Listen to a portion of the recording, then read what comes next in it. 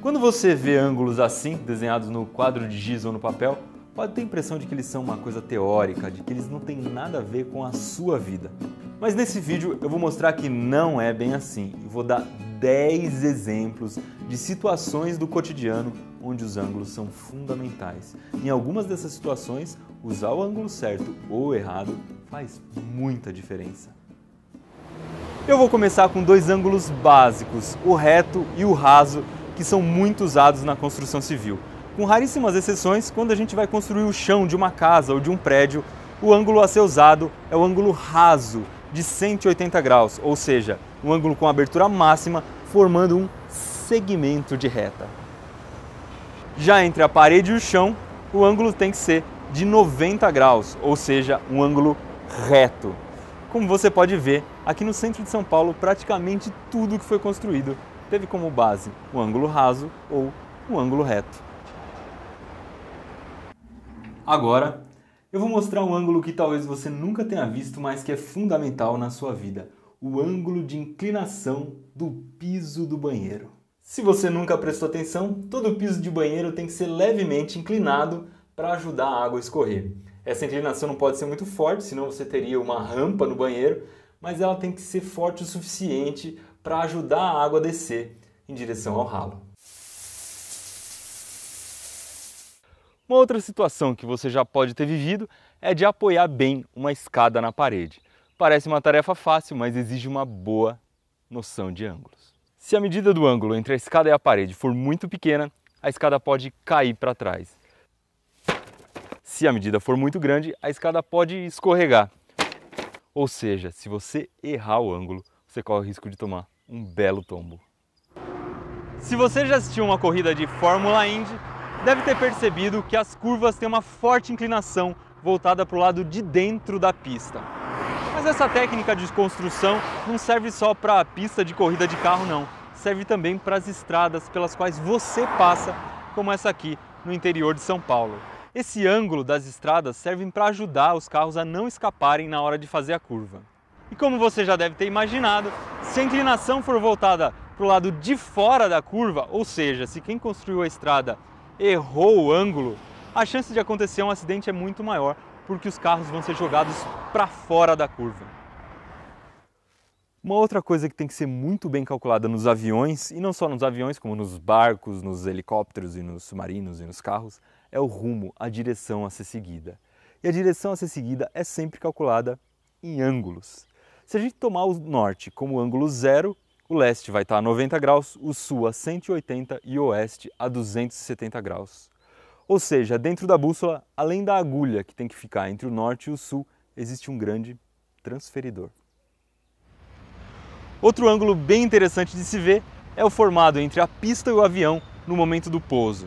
Se você prestar bem atenção, vai ver que a maioria dos aviões pousa com o bico ligeiramente inclinado para cima. Estranho, né? Parece que ele desce na posição que seria de subir. Isso acontece porque manter o bico do avião inclinado para cima ajuda a manter a sustentação em baixa velocidade. Além disso, para garantir um pouso suave e seguro, é importante primeiro encostar a parte de trás no chão e só depois a parte da frente do avião. E eu nem preciso dizer que esse ângulo de inclinação do avião no momento do pouso tem que ser muito bem calculado, né? Um bom exemplo de ângulos no corpo humano é o ângulo formado pelos nossos olhos. Para a gente enxergar qualquer coisa com clareza, a gente precisa mirar os dois olhos no mesmo ponto. Isso significa que, se você olhar duas coisas que estejam na mesma direção, mas uma longe e a outra perto, o ângulo formado pelos olhos vai ser menor na coisa que está longe e maior na coisa que está perto. E isso ajuda a gente perceber se tem alguém olhando para a gente. Quer ver? Nesse momento você sabe que eu estou olhando para você. E agora você sabe que eu estou olhando na sua direção, mas não estou mais olhando para você. E você consegue perceber isso com muita clareza por causa da mudança do ângulo dos meus olhos, de quando eu estou olhando para a câmera e de quando eu estou olhando para o meu dedo. Falando sobre visão, Existe outro ângulo que é muito importante na nossa vida, que é o ângulo de ajuste dos espelhos retrovisores dos carros. Se você deixar o espelho muito voltado para a lataria do carro, vai ser criada uma região chamada de ponto cego. Qualquer pessoa, carro ou moto que passe por essa região não vai ser enxergada pelo motorista. Eu vou colocar a câmera aqui no meu lugar para você ver como é que funciona. Essa aqui é a visão do motorista. Dá só uma olhada naquele carro que vem vindo ali. Ele está chegando cada vez mais perto e de repente desaparece. E volta a aparecer. No momento em que o carro desapareceu, ele entrou no ponto cego, que na verdade é uma região que não pode ser vista nem pelo espelho retrovisor lateral e nem pela janela do carro. E o que a gente pode fazer para diminuir o ponto cego, para tornar essa região o menor possível? A gente tem que mexer no ângulo do espelho retrovisor, que deve abrir até o ponto em que a traseira do carro deixe de aparecer. Se você ainda não dirige carros, talvez haja uma outra situação em que os ângulos são importantes para você e você nem se dê conta. É nos jogos. Qualquer curva que você faça, arma que você mire ou chute que você dê em um jogo é baseado em ângulos. O mecanismo que existe dentro do jogo tem que calcular muito bem os seus movimentos, ou seja, o ângulo dos seus movimentos, para saber se você fez a curva direito ou se você acertou a mira ou o chute. Na hora de criar o cenário e os personagens de um jogo, os ângulos também são fundamentais. Para criar um soldado virtual, por exemplo, quem inventa o jogo tem que calcular muito bem os ângulos de movimento de um ser humano real e depois transferir tudo isso para dentro do jogo. Eu não poderia deixar de citar o famoso chute no ângulo. Chute no ângulo é aquele em que a bola passa pertinho desse ângulo de 90 graus formado pelas traves. Esse tipo de chute é tão comentado porque é muito difícil de acertar esse cantinho aqui. Se você estiver perto da trave, esse ângulo é grande, mas se você estiver longe, o ângulo tem que ser mais fechado, menor. Falar é fácil, difícil é acertar esse ângulo.